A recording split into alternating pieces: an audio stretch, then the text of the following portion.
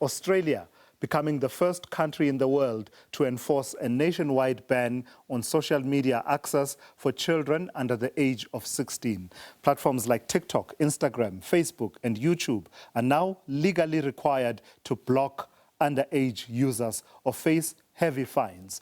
The ban has sparked global debate, with some countries signaling they may follow Australia's lead. Here at home, organizations such as Smartphone Free Childhood South Africa say the move should be a wake-up call for local policymakers, while other child rights groups warn that a blanket ban could be difficult to implement and may raise constitutional concerns. Let's unpack our own understanding here in South Africa and how it relates to the experience of Australia.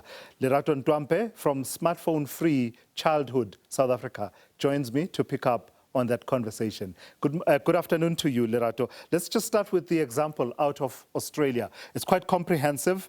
It is being enforced. It's now kicked in, with that responsibility being placed on the companies behind these social media platforms to ensure that no under 16s are active and the accounts are being closed. Just how helpful an approach is that, just from observing it from afar, before we get to whether or not South Africa should follow suit? Yeah. So I think good afternoon, Tulis. Thank you so much for having me. I think it is, a very important time, I think, for Australia and across the world, considering, some of the mental crisis caused by social media platforms and the evidence showing mental health issues among young users using social media. And I think this is quite a groundbreaking time. And I think we are obviously watching, but I think it is a good move for Australia, although there will be challenges, like kids, bypassing the system and creating accounts, using VPNs and all sorts of things. So we already do know that. But I think it's important because it does, prioritize child safety. It enhances parental support, because, essentially parents will not be the ones who are fined, and it won't be their responsibility to ensure that parental, controls and systems are in place. The platforms themselves have to ensure that is active, and then they will, if they don't comply, they will obviously face certain fines and sanctions. And I think it will also ensure platform accountability, requiring tech companies to comply with the existing laws in Australia, and also, prioritizing child safety in mitigating exposure to age-inappropriate content, online predators, as well as the psychological harms that are linked to excessive use. In fact, say a bit more on that.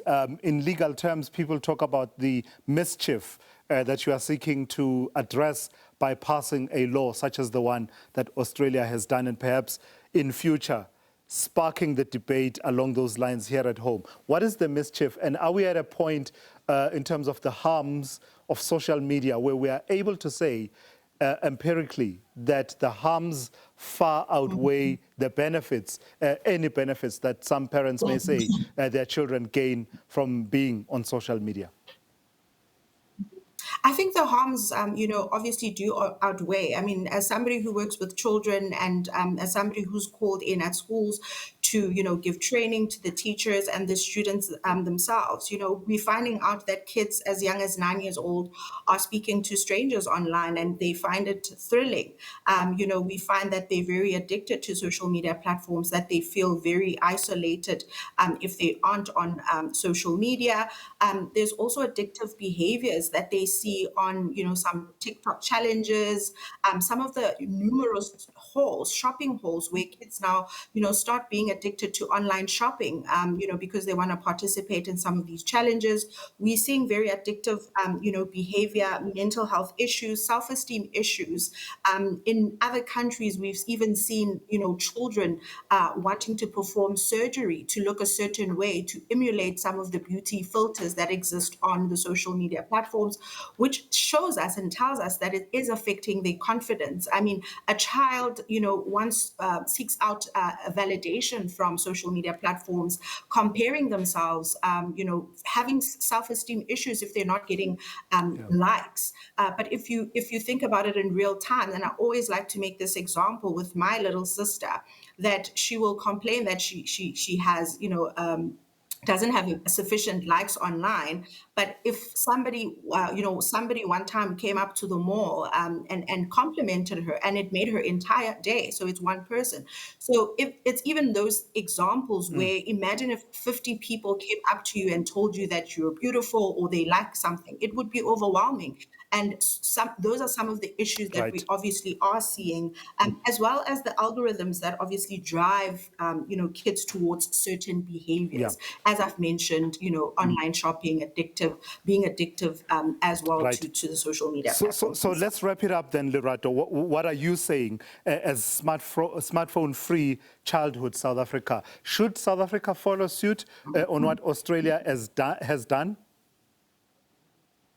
So I don't think, it's going to be a fit for purpose in terms of South African perspective. There are obviously concerns such as, data access, as well as the digital divide. So it won't be a size fit for all. And we're also not calling for a blanket ban, but more of an age restriction that will be imposed on social media policies, as well as obviously ensuring that, social media platforms are safe by design. So having default parental controls in place, ensuring that there's a default, screen time that is actually enforced. Obviously, we are also advocating for, chat functions to be disabled to ensure that, stranger interaction does not happen with kids, and obviously enhancing parental support. We need to shift the burden from parents to the tech companies. They essentially do have the technology to ensure that our children are safe. We saw during COVID, they were able to flag, misinformation, fake news. So they essentially do have the technology to ensure that our children are safe, but they're just choosing profit over safety. All right, let's leave it there. It's going to be a fascinating conversation as we seek context-specific solutions that respond to our unique challenges, as pronounced as they are, in particular around sexual violence and other forms of abuse of children. Lerato Ntwampe, who is from Smartphone Free Childhood South Africa.